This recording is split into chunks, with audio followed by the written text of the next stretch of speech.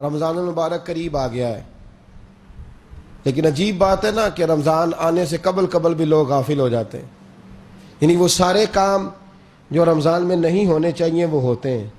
میں اکثر کہا کرتا ہوں کہ ضروری تو نہیں نا کہ رمضان المبارک میں سارا وقت بازاروں میں ہی گزر جائے.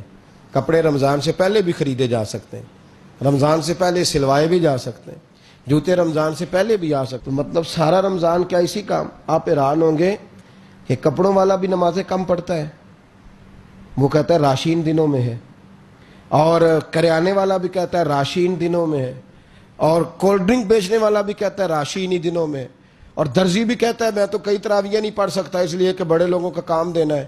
کیوں نہیں ہم چیزوں کو سمجھتے؟ جو کام بڑے پہلے کرنے کے ہیں ان کو پہلے کریں.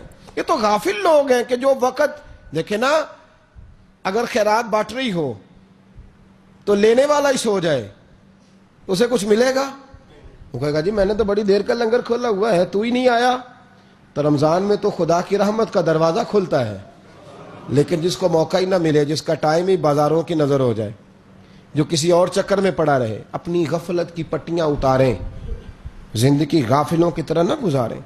جن کو پتہ ہے نا ان کی سزا ڈبل ہے، جن کو خبر ہے نا وہ مجرم بڑے ہیں، وہ قصدن کر رہے ہیں، وہ جان بوجھ کے کر رہے ہیں. اپنی زندگی کے ان سارے معاملات کا جائزہ لیں جن معاملات میں اصطلاحات کی ضرورت ہے.